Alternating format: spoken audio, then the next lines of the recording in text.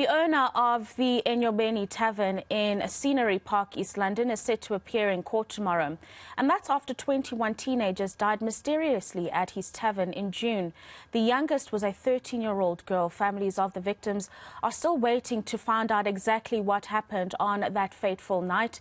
Provincial authorities are yet to release the toxicology report.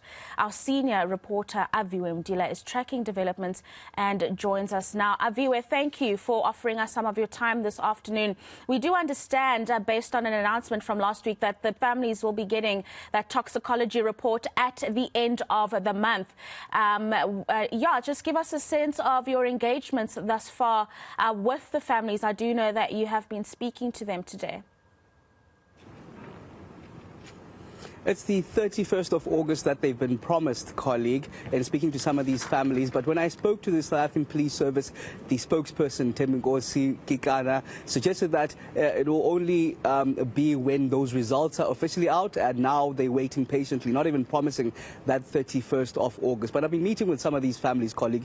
You'd understand that on the 26th of August will mark exactly 2 months since they tragically lost their 21 teenagers at Enyobeni Tavern. They still none the wiser to exactly what led to these deaths. They've met government officials, the last meeting happening just last week Friday, where they say that meeting was even prompted by them holding a media briefing, wanting those answers. Even in that meeting, they were just told a rehashed statement of what already they've been told. There's no conclusive findings on what killed these children. They're told about methanol, they've been told about the alcohol poisoning, carbon monoxide, but they say that these are small quantities, not big enough to take the lives of these teenagers. So they're still in the dark on exactly what led to these deaths. In fact, I caught up with Mr. Mtandana, the father of Bongoletu Mtandana, who was laid to rest on the day that was his birthday. This is what we had to say just as we are going to court now. Remember, tomorrow, the owner of Enyobeni Tavern appearing in court. This is what he had to say on the backdrop of that. We've heard that they will be appearing in court tomorrow, of which the parents who will be able to attend the court tomorrow, they will be attending. But what's more disappointing to the parents and what is more painful to the parents, I mean, there's no way that 21 teenagers can die in your establishment, but you'll find out the owner of the establishment is still roaming around the streets of East London. Whereas 21, we're not talking about animals here. We're talking about human beings, teenagers who died in that place. But still now, the owner, he's not been arrested. I believe he was arrested, but he was released on the same day. That's what I believe. That's what we've heard. But we hope that with the investigation going on, justice will be done, because that's all what we need. We need justice to be done for our children. Okay, and then just lastly, are you happy as the families with how this whole situation and the tragic passing has been handled by government? Well, there are issues that we aren't happy about, but with the investigation itself, we understand that it will take quite some time. Aviwe Mtila, I'm hoping you're going to get a chance to speak to the authorities that have brought the case to court, because we do understand that he'll be appearing for contravening parts of the Liquor Act. But I'm wondering if any other charges will be introduced at tomorrow's proceedings. I'm not sure if you know about that yet, or if that's something you'll find out for us.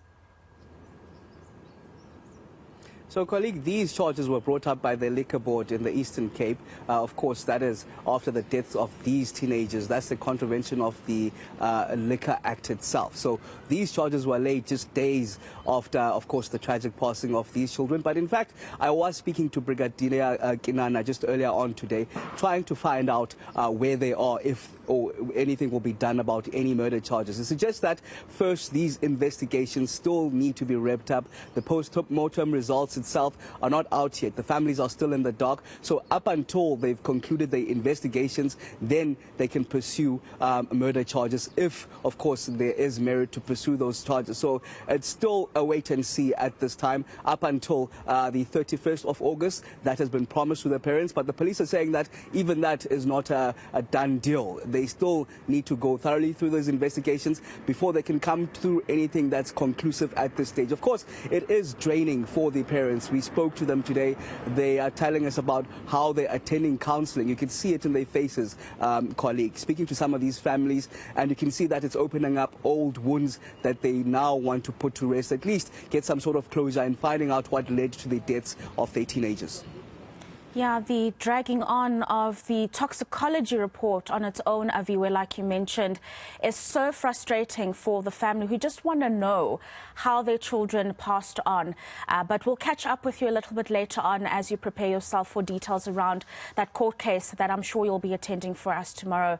That is a senior reporter, Aviwe Mtila, who is in East London, engaging the families of the 21 young people that died at Enyobeni Tavern about a month ago, or in June, I think it was.